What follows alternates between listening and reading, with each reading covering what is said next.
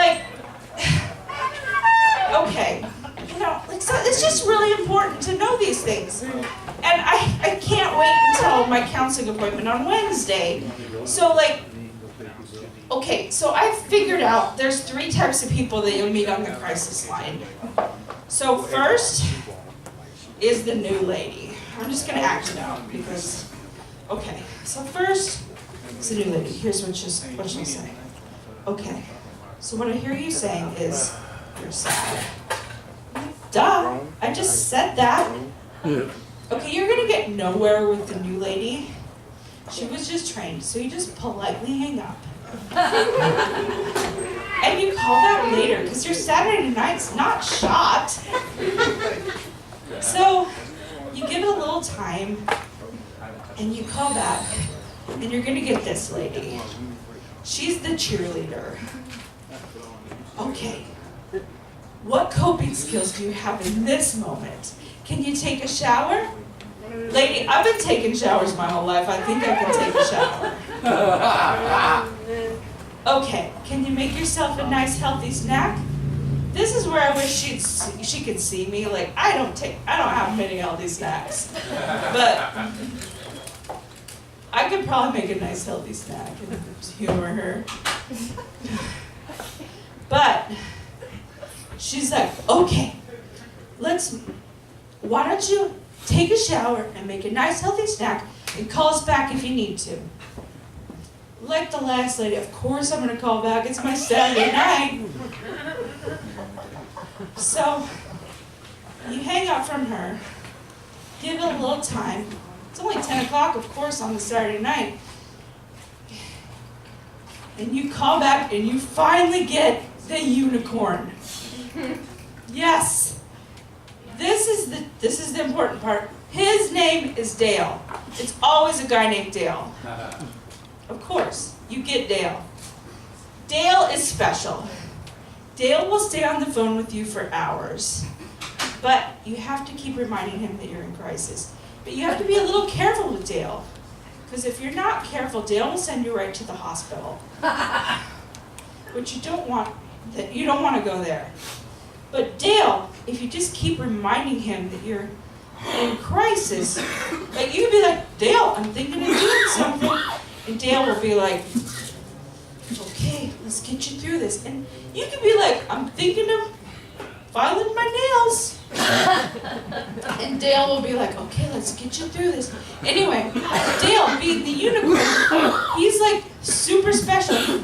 He'll call you back 3 days later to check on you. And he'll be like, hey Molly, how'd your cookies turn out? And you'll be like, Dale, they were a little doughy, I don't even have an oven. Anyway, thanks guys, you've been great.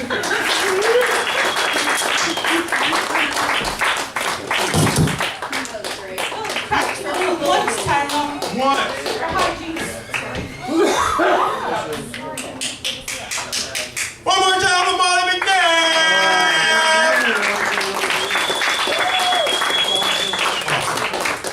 As you comedians get off the stage, there's a gentleman sitting right back here at the bar. He has grown medicated chocolate. This one is coffee and toffee. Oh my gosh. If you comedians, if you want one, see him. And he'll, any of you stoner dudes that really want to get you down. I know I'm going to eat this. I'm going to take my time. I'm dabbing. I can't wait. You're starting trouble already. See? This is how world wars start. Right here. This right here. This is how it starts. Never here. We would you get too high in here. You can't even. A fight in here would be like somebody throwing wet noodles at each other. Like, it wouldn't be a real good fight. So, but we're too stoned to do that. And we're peaceful people. Aren't we? Sorry. Are we peaceful? Gotcha. That's right.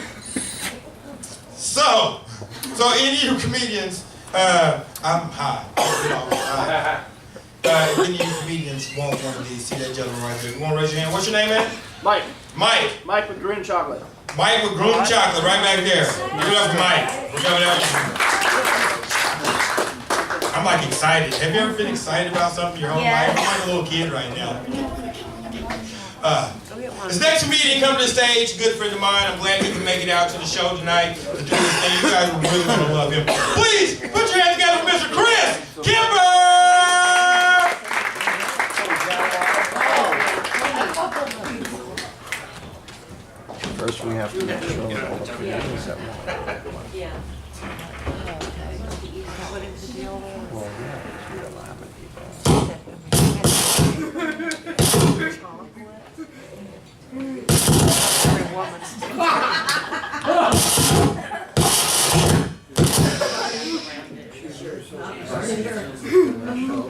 Okay, that's all my time. All right, that didn't work great. I had a really bad day yesterday. I had a worse day than Michael J. Fox playing Jenga. I grew up in a German household, and if you've ever been around German people, the German language is a very loud, attacking, kind of an angry language. My friends used to come over and say, "Why are your parents fighting?" I said, "What are you talking about? They're just having a conversation." "Well, why are they yelling?"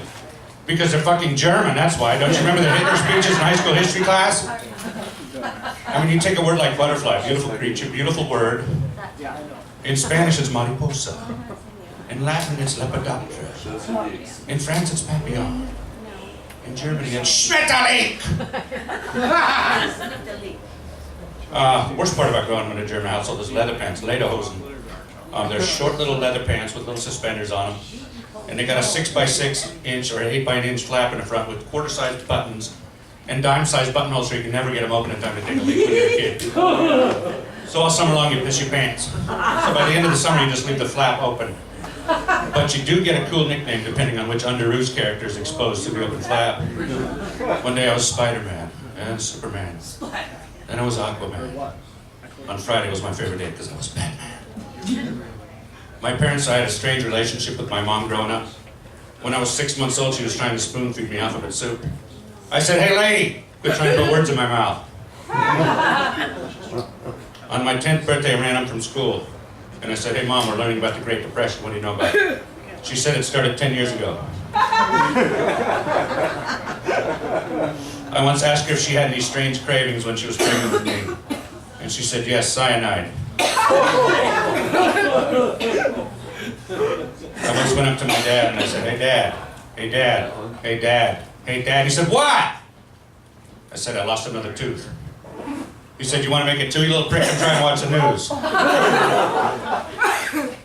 Okay, this is a true story. When he was at work one day, my mom tried to hit me with a wooden spoon and I held my arm up. And the wooden spoon broke over my arm. And my dad came home and beat the shit out of me for breaking the wooden spoon. One thing my dad told me to do was become twice the man that he was. And due to improper diet and lack of exercise, mission accomplished.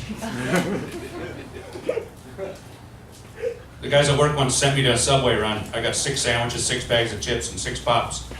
And the guy there said, "Is that for here to go?"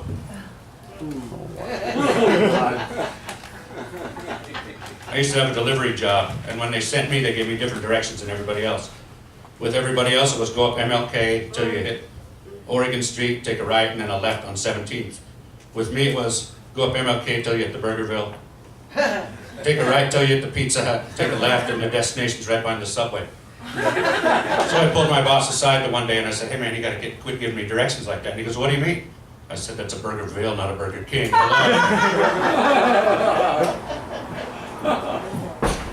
I was talking to a guy last week and he said he'd been married 31 years.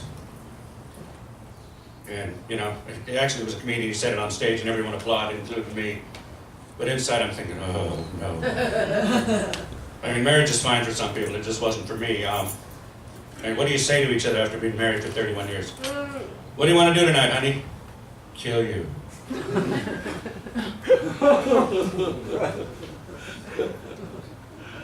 I got rid of my autocorrect, I got divorced.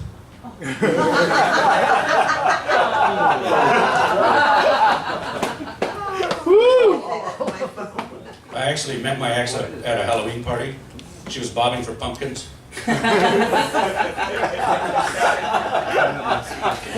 One time she got laryngitis and I got on my knees and prayed to God, but she got her voice back anyway.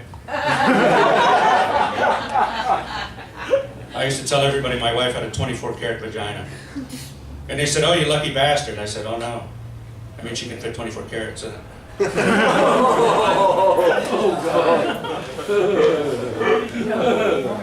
I started drinking at such a young age. I used to drink hopscotch on the rocks. I came from a blended family. We drank margaritas.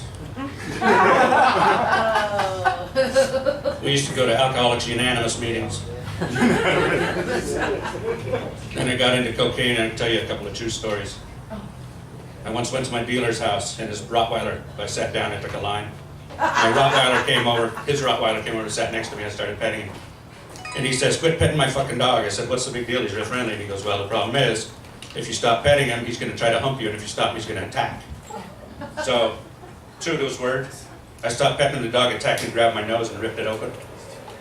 And my dealer said, you're not going to sue me, are you? And I said, no, but I want a hell of a deal on this coke. So he loaded up my bag and I took off.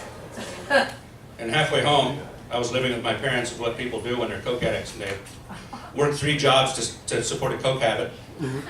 I look in the mirror and my shirt is red with blood, and my nose is dripping like a faucet, and I had to tell my friend. I had to go to a friend's house and he gave me a shirt, and I remember I got home and my mom goes, oh, you got a new shirt, huh? Another time I was doing lines all day and I could feel my heart, this is a true story, I could feel my heart stop beating. And so I put the mirror and everything down, I started pounding on my own chest until my heart started beating. And I said to myself, okay, never again.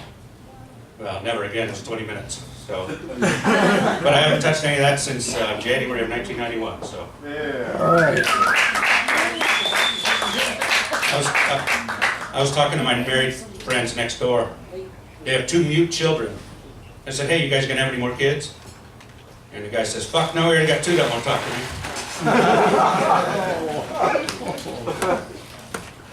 I got my new GPS system. I typed in Bed Bath & Beyond, but it autocorrected Bed Bath & Beyonce.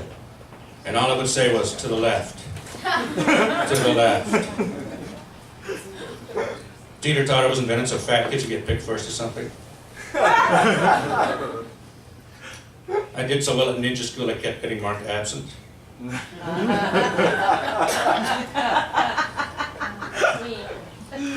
When my daughter was 13, I had her over for the weekend.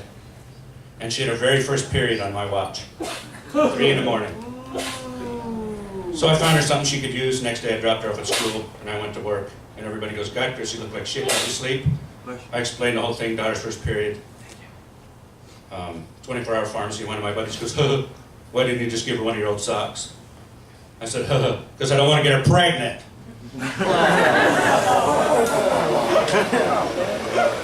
Okay, I'm going to finish up with a couple of impressions.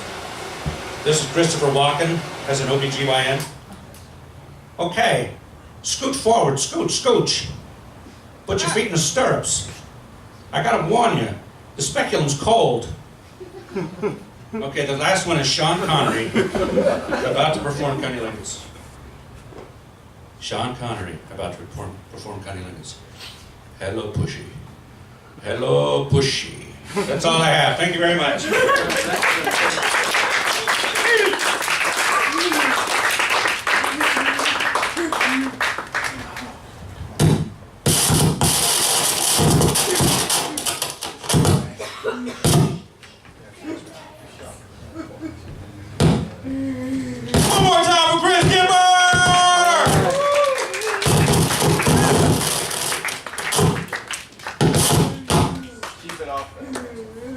Okay.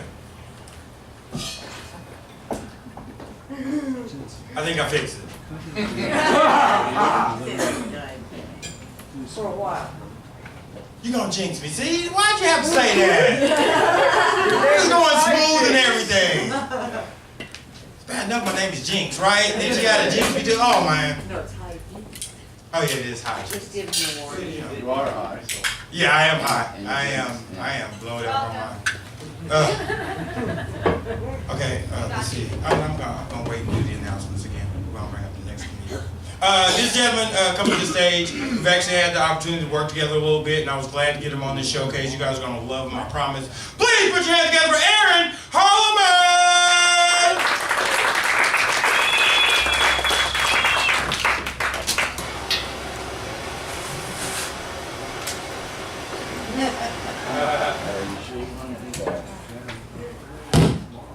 Here we go.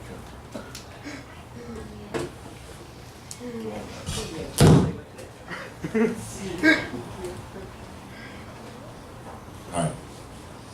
Man, what a fucking day. There's so much going on today, you guys. But you got comedy, you got Cannabis, you got Captain America, and Cinco de Mayo. That's a shit ton of alliteration for good times, you know what I'm talking about?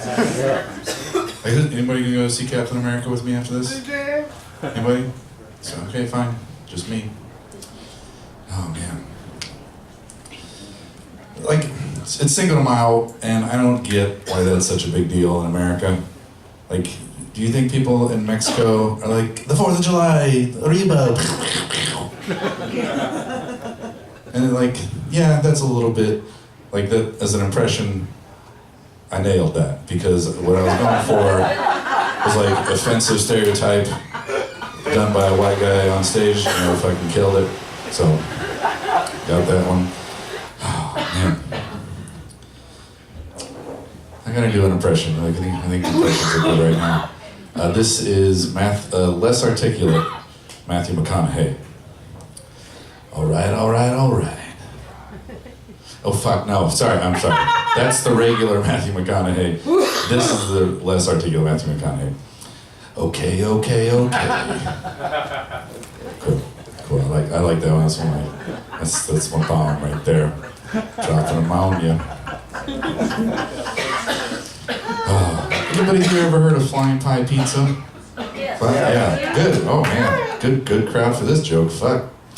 I started working there about 3 months ago. It's going pretty good. I worked in pizza for like 8 years, and this place, if you're not initiated, like, is fucking insane. Like, if you get the #1 combo, there's like 10 toppings, and it's stacked like 8 inches high off the pizza.